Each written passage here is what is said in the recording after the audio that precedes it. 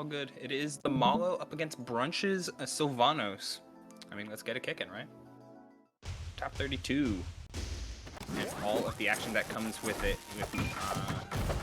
already just immediately 30 bombs.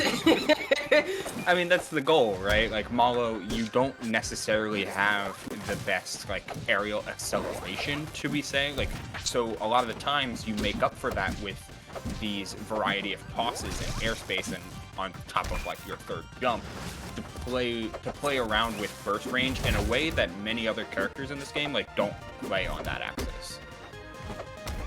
Yeah, he is just trying to, like, one of Mollo's main goals, especially versus Syl, is to just try to control space as well as he can. For sure. Because as he said, like, his aerial acceleration, not the greatest, but the bombs do help a lot with controlling that space that he wants so desperately. And ZeeBee is absolutely scouting for that pair right now. I'm kind of like I'm waiting for him to like call out something a little bit later, or maybe like go like do that same type of jump out, but then fade out with like a nair or with another bomb toss or even a back air at this point. Looking for the down strong pivot with some of these bombs and just playing around them so well. But I'm super okay. Aside from that exact stock, which was a very cheeky reversal setup on the part of ZeeBee, like Brunch has been doing a amazing job of just like holding on and knowing what hits he can take, because like the cherry bombs aren't nearly going to be as dangerous as some of those big bombs. Right, yeah. They're both playing around Finisher very well, but Finisher, that's what they're called. There's yeah, like the big bomb. Ooh, trying to combo into it, instead combos himself into it. Tragedy striking. Oh no! You know, fly too close to the sun, some people get burned. That is the risk of playing Mollo, especially versus Syl, who does a pretty good job of keeping the bombs out with those massive hitboxes. Is sometimes those bombs just come flying back at you. 100%. I do want to point out some of the as ZeeBee goes for yet another deep edge guard. That was gonna be death if Brunch hadn't upbeat. Very true, right? Like sometimes you just gotta let him fall. The tech on the platform, setting up for the jabs of Brunch, holding steady here with this corner pressure. Finally, the tech in gets ZeeBee out for a moment, but wow, the way that Brunch has been extending some of these air-to-airs by just throwing up seeds and letting ZeeBee like try and surpass the wall. Up strong, twice over, thrice over, not gonna fall into it. Man, and still nothing. Like just a couple cherry bombs to survive. There's the up strong finally closing it out. 128% on ZeeBee here. And he gets comboed into Finisher again. Oh my god. I wish you all could see my face right now. I just... My head is in my hands. It's just like, oh, that's a damn shame there, bud. What a tragic way to go out. And so it's tragic. Looking like we're seeing a switch to Claren. I mean, the more power to you, right? Like ZeeBee trying out a different character. Notably had mentioned how good Claren's new counter is as a means of interacting with just more things, notably in doubles, but just in general across the board. Like some of the touch-ups that this character got means that you're not just playing like neutral for extended periods of time and forced to rely on like zone size and positioning to close out stocks. Rather, you actually have more access to your big fit, to your combos, and to your combo tree by nature of that same game plan. It was some very nice touch-ups. Yeah, I think that the buffs to the counter field or the plasma field, forget what it's called, but the down B, the no fun zone, right? Yeah. I think that the buffs to it are especially good in this matchup, where before it almost felt like trying to throw your face against a brick wall. Now you actually have some options to get through it. Because before, if Syl was zoning you out with the down tilt or with the fair, if Syl was facing it, that down B would be negative on hit. He could hit you for doing it. But now you can actually, if Sylph's hitting, like throwing it out, it's a risk. Yeah, and I think that changes the dynamic of the matchup a lot more. Absolutely. That's going to be a massive change. It did not change the general set progression, as Brunch did still take the first stock. However, ZeeBee looks much more comfortable, like playing around glass, playing around the different like seedling pop-ups, like all of that good stuff that Mollo was trying to like interact with by like stuffing about or trading bombs. Like now, Clairen just gets to either use her raw disjoint or even just the threat of Plasma Field being so scary that we haven't seen grass really, haven't seen flowers touch up a lot of this stage as reliably. And I mean, the juggle game speaks for itself. You know, Clairen parry that.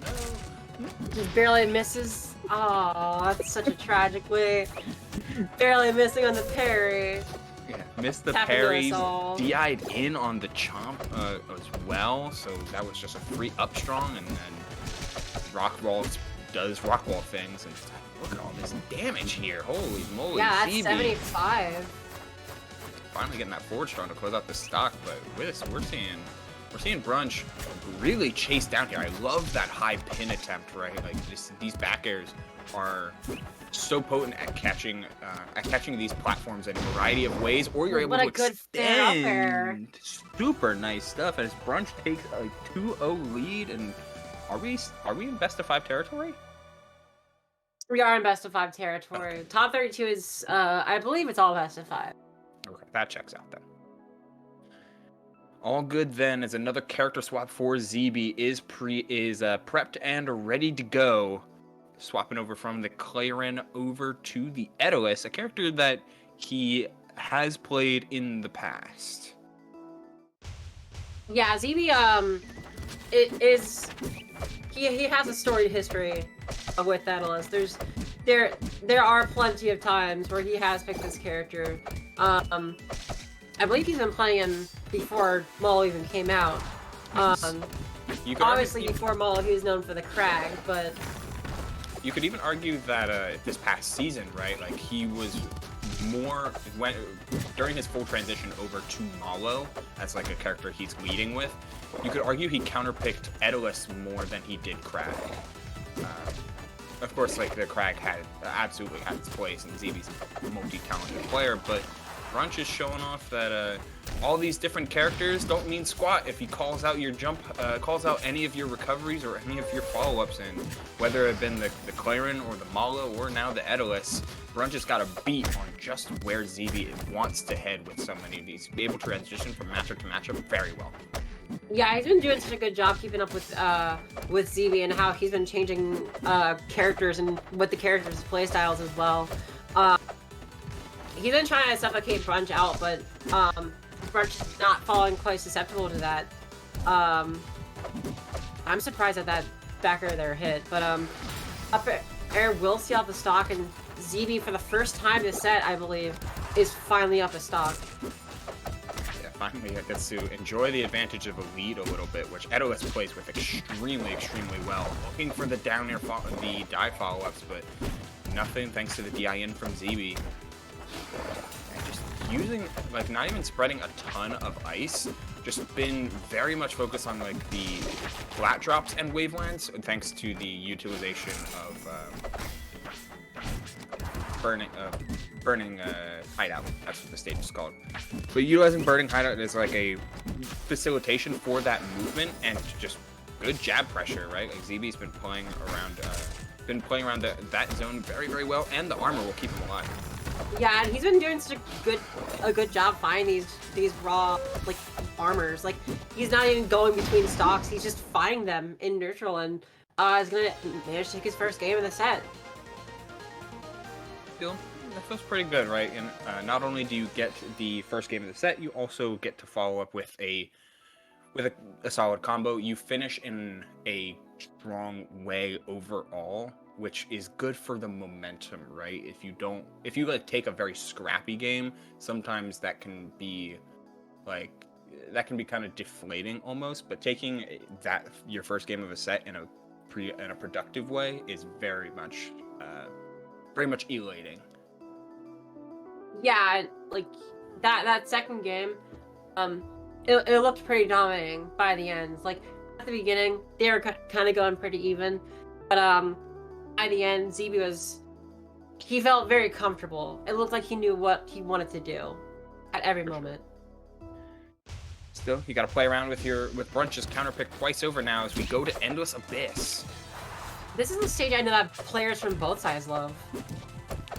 I can absolutely see that and agree with it, right? Like, especially for all of ZeeBee's characters, like messing around with platforms when you're trying to juggle or get vertical follow-ups or catch landings, something that all of his characters can do very well. Like you want to keep as little platforms there as possible. Meanwhile, the ground is always something your opponent has to interact with. Also, shout outs to that DI on Silva up air. Hello. You're Etalus. I don't think you should have died to that. Yeah, that just like having ice on the entire stage as Etalus is such an easy thing to do. I feel like for him on the stage, almost finds the bear into the up strong, but the up strong is gonna fall out. One of the most notorious moves in the game for doing that. Yeah, I'd be doing that. No trust on the up strong that time. You just get the down strong, finish out the stock after that parry. Whoa, the call out there from Brunch. You full double jump dive on the recovery from ZeeBee, doing so again. That time as a follow-up, getting 105 here as Brunch. Both players jockeying for both stage positioning and control, but Brunch has got the range advantage twice over with that up strong. Holy. Brunch on the verge of this upset over ZeeBee. Yeah, and what an upset it'll be, because ZeeBee is just... He ranked top 4 this season, right? For sure. That was, I believe he was exactly 4th to... behind Sego and Soul Rifle. Yeah, Sego, Soul Rifle, Cake in that order, I believe.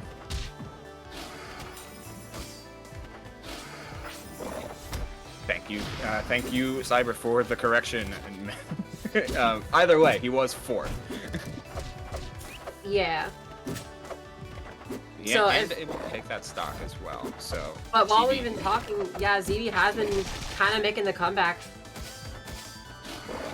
Near miss on the potential follow-up and getting put into the corner here, having to dive, but these nairs are doing so much damage. The parry into the down strong, good DI on the part of Brunch, on the part of ZeeBee. Brunch having to look for some sort of follow-up here, gets the fair twice over. How many can he get? Going to the up air, I think a little too early for that stock to be taken. Yeah, now ZeeBee is at a kind of hard percent to for Sylv to find a confirm on. I think the hitbox extension on the flower really hurt him. The wall jump keeps him alive. No second fair connecting. But yeah, that fair will do it. 3-1 over ZeeBee. Man, ZeeBee made him work for it. That is a long, drawn-out way to finish off the set. But Brunch held on and did not let ZeeBee find their way back into a very overwhelming kind of situation or swarm them in any regard. Just all right, lather, rinse, repeat, use your added range and Etalus' inability to land reliably in order to close out that set. And sometimes things can be easier said than done, but they stayed whelmed, and that's really, really important as you get into the later aspects of competition. Yeah, he definitely kept his composure, and honestly, I'm hoping that